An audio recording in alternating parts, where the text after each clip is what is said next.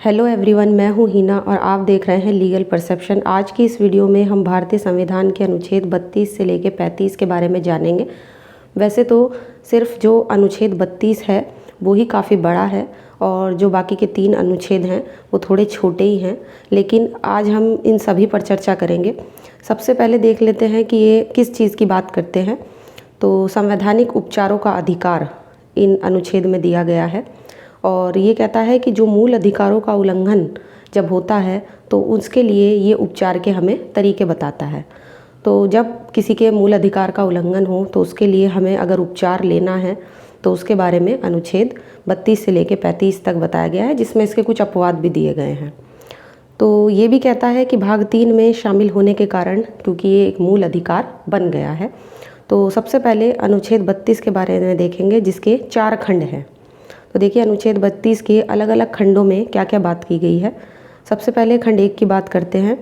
तो खंड 1 कहता है कि जो भाग में दिए गए, यानी कि भाग 3 में दिए गए मूल अधिकारों को लागू कराने के लिए कार्यवाही करने के लिए जो सुप्रीम कोर्ट है उसमें आप आवेदन कर सकते हैं। यानी कि भाग 3 में जो हमें फंडामेंटल राइट्स दिए गए हैं, मूल अधिकार दिए गए हैं, अगर हमें उनको लागू कराना है तो हम उसके लिए सुप्रीम कोर्ट में, सीधे सुप्रीम कोर्ट में आवेदन कर सकते हैं। ये अनुच्छेद 32 का खंड 1 कह रहा है। दूसरी भाषा में अगर साधारण शब्दों में हम देखें या इसको समझें तो मूल अधिकारों को अगर हमें लागू कराना है तो हम सीधे सुप्रीम कोर्ट में आवेदन कर सकते हैं। इसके बाद आता है दूसरा खंड। तो खंड 2 ये कह रहा है कि खंड 3 में दिए गए मूल अधिकारों को लागू कराने के लिए न्यायालय को ऐसे आदेश या रिट जारी करने की शक्ति दी गई है जो 5 प्रकार की हैं। देखिए 5 प्रकार की रिटें यहाँ पे सुप्रीम कोर्ट जो है वो जारी कर सकता है हमारे मूल अधिकारों की रक्षा के लिए। कौन कौन सी हैं वो रिटें? पहली है बंदी प्रत्यक्षीकरण, दूसरी है परमादेश, प्रतिषेध, अधिकार प्रच्छा और उत्प्रेषण। ये 5 प्रकार की रिट हैं और इसने हम अपनी अगली वीडियो में पूरे डिटेल में केसेस के साथ डिस्कस करेंगे। अभी फ़िलहाल हम क्योंकि सिर्फ संवैधानिक उपचारों के अधिकार के बारे में जान रहे हैं तो सिर्फ शॉर्ट में इनको देख लेते हैं। तो इस तरह से अगर आप देखें तो ये जो खंड है, खंड 2, ये सुप्रीम कोर्ट को मूल अधिकारों का सजग प्रहरी, यानी कि एक गार्ड बना देता है। सुप्रीम कोर्ट हमारे एक गार्ड की तरह यहाँ पे कार्य कर रहा है और जिसके उदाहरण हैं आप देख सकते हैं। न्यायिक सक्रियता, ये काफ़ी फेमस है, न्यायिक सक्रियता। और जो PIL यानी कि जो लोकहितवाद है, लोकहितवाद और न्यायिक सक्रियता, ये दोनों इसी चीज़ के उदाहरण हैं कि कैसे सुप्रीम कोर्ट आजकल हमारे अधिकारों की रक्षा कर रहा है। पहले थोड़ा थोड़ा इसके बारे में देख लेते हैं कि न्यायिक सक्रियता क्या है और लोकहितवाद PIL क्या है। तो न्यायिक सक्रियता का मतलब है कि जब न्यायालय कार्यपालिका और विधानमंडल के कार्य क्षेत्र में लोकहित के मामलों में हस्तक्षेप करता है और सरकार के अधिकारियों को उनके कर्तव्य पालन को विवश करता है तो उसे न्यायिक सक्रियता कहा गया है। आज के टाइम में कार्यपालिका विधानमंडल के कार्य क्षेत्र में लोकहित के मामलों में हस्तक्षेप करना और जो सरकार के अधिकारी हैं उन्हें उनकी ड्यूटी पूरी करने के लिए, कर्तव्य पालन के लिए विवश करना ही न्यायिक सक्रियता कहा गया है। इसके बाद आता है लोकहितवाद। तो लोकहितवाद यानी कि PIL क्या है?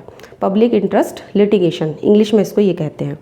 तो जब कोई भी मान लीजिए संस्था या व्यक्ति किसी ऐसे व्यक्ति के मूल अधिकारों की रक्षा के लिए याचिका दायर कर सकती है इस PIL के माध्यम से जो अपनी निर्धनता या गरीबी के कारण अपने अधिकारों को लागू कराने में असमर्थ हो।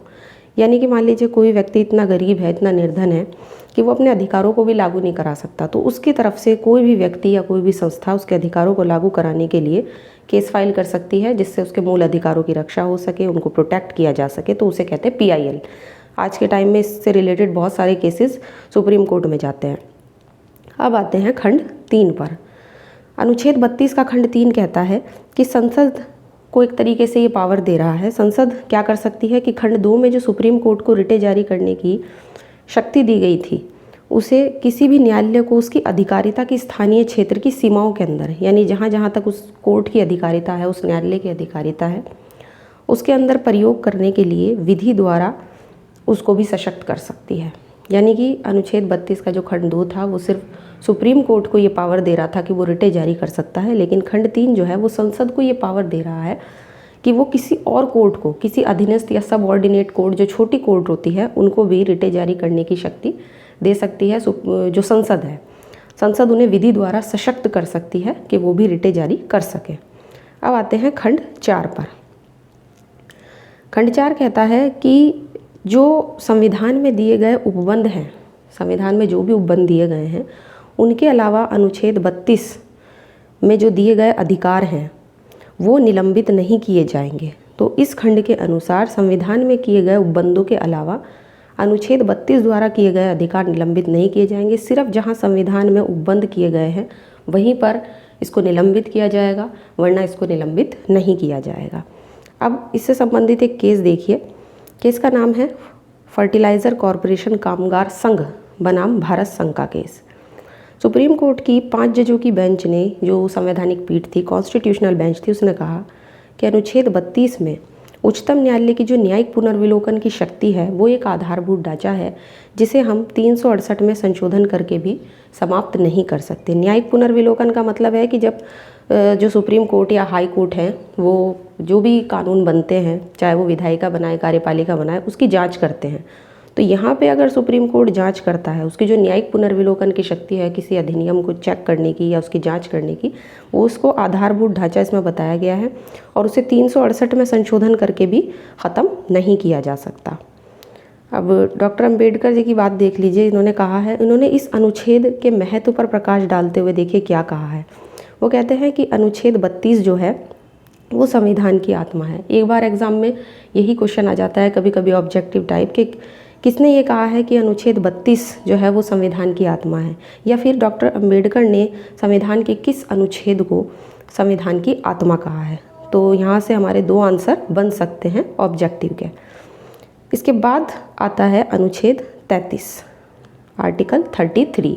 क्या कह रहा है? ये संसद को शक्ति देता है कि वो विधि बनाकर मूल अधिकारों को निम्नलिखित के संबंध में लागू न करने के लिए उपबंध कर सकती है। यानी कि मूल अधिकार जो है नीचे दिए गए के संबंध में लागू नहीं होंगे। और ऐसा कौन कर सकता है? संसद। संसद को ये पावर दी गई है ताकि ये अपने कर्तव्यों का ठीक तरीके से पालन कर सके और इनमें अनुशासन बना रहे। तो वो कौन है जिनके संबंध में संसद को शक्ति है कि वो मूल अधिकारों को इनके संबंध में लागू ना करने का उपबंध कर सकती है? तो पहला है सशस्त्र बल के सदस्य, जो आर्म्ड फोर्सेज होती है, मिलिट्री वगैरह होती है, इनके बारे में संसद ऐसा कर सकती है कि इन पर मूल अधिकार लागू ना किए जाएं। दूसरा है लोक व्यवस्था बनाए रखने के लिए जो भार साधन करने वाले बल के सदस्य हैं, है ना, जिससे लोक व्यवस्था बनी रहे, जो उन पर जिन पर ये भार साधन सौंपा गया है ना, जो पीएससी वगैरह है, मिलिट्री वगैरह है, वो सब इसमें आ जाते हैं। उनके संबंध में मूल अधिकारों को लागू ना करने के बारे में संसद जो है वो उपबंध कर सकती है। लेकिन 50वें संवैधानिक संशोधन से इसमें 2 और को शामिल कर लिया गया है, 2 वर्ग और जोड़ दिए गए हैं। पहला है किसी संस्था में नियुक्त व्यक्ति और दूसरा है किसी दूर संचार प्रणाली में नियुक्त व्यक्ति। तो ये वैसे तो छोटा ही आर्टिकल है और ज़्यादा एग्जाम में पूछा भी नहीं जाता, इसलिए केवल इतना ही इसके बारे में जानना ज़रूरी है। अगला है अनुच्छेद 34, आर्टिकल 34। ये कहता है कि जब किसी क्षेत्र में सेना विधि लागू होती है, देखिए मार्शल लॉ जब किसी क्षेत्र में लागू होता है, सेना विधि लागू होती है, तो वहाँ मूल अधिकार लागू नहीं होंगे। तो यहाँ पे मूल अधिकारों को लागू नहीं किया जाएगा अगर किसी क्षेत्र में सेना विधि लागू हो। इस अनुच्छेद के तहत संसद के द्वारा जो बनाई गई विधि है उसको इस आधार पर न्यायालय में चुनौती दी जा सकती है कि वो मूल अधिकारों का उल्लंघन करती है। ठीक, अब देखिए इससे क्वेश्चन निकलता है, ये भी ऑब्जेक्टिव टाइप बनकर आ सकता है कि भारतीय संविधान के किस अनुच्छेद में मार्शल लॉ या सैनिक विधि का वर्णन मिलता है। तो इसका आंसर है अनुच्छेद 34, कि मार्शल लॉ की जो बात की गई है वो हमारे संविधान के अनुच्छेद 34 में की गई है।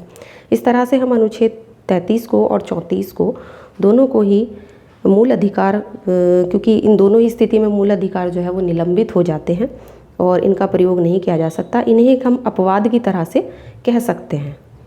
इसके बाद है अनुच्छेद 35, आर्टिकल 35। ये भी संसद को शक्ति दे रहा है कि वो मूल अधिकारों को लागू कर सकती है, लेकिन यहाँ पे राज्य विधानमंडल ऐसा नहीं कर सकता है। तो संसद को शक्ति देता है, राज्य विधानमंडल को नहीं। तो ये था अनुच्छेद 32 से लेकर 35 तक हमारा एक वीडियो।